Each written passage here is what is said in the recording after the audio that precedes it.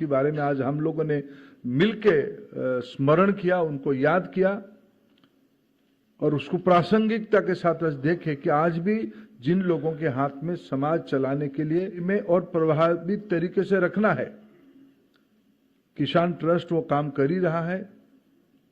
जैसे आज कहा गया, कुछ उनकी पुराने वैल्यूज को, कोर वैल्यूज, शासन प्रणाली चलाने के लिए दायित्व है, जिसमें जैन जी भी एक हिस्सेदार है, जो पार्टनर है। उसमें हम लोगों की प्रायोरिटी क्या है?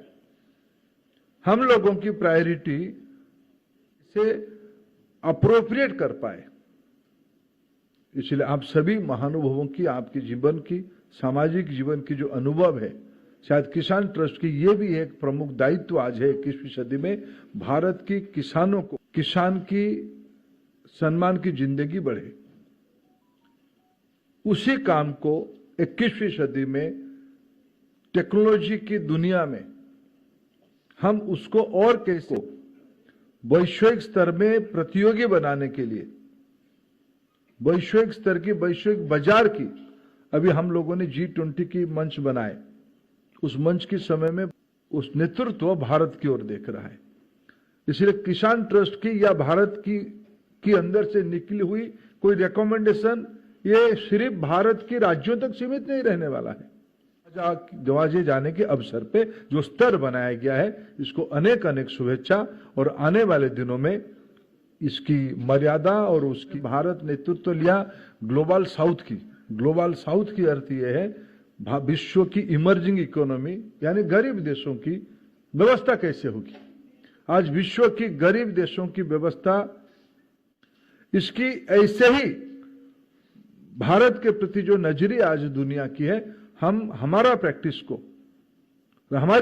को एक ग्लोबल प्रैक्टिस के रूप में परिवर्तित। और मेरे को जैन जी ने कहा था छोटा ही कार्यक्रम होगा, इससे बड़ा कार्यक्रम दिल्ली में हो ही नहीं सकता है। मैं यहाँ आके खुद को सौभाग्यशाली मानता हूँ और जिन 4 महानुभावों को आज कर सकते हैं, मैं फिर आप सभी को एक बार शुभेच्छा देता हूँ। इतना बड़ा महापुरुष की 122nd जन्मदिन के अवसर पे हम लोग एकत्रित हुए हैं, आज सम्मानित किया गया।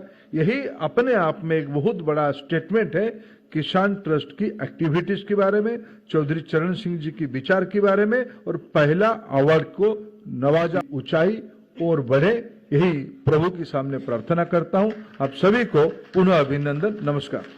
यही भली वीडियो देखिबा पाई आम चैनल को लाइक, शेयर, सब्सक्राइब करंतु। Bureau report, Odia news.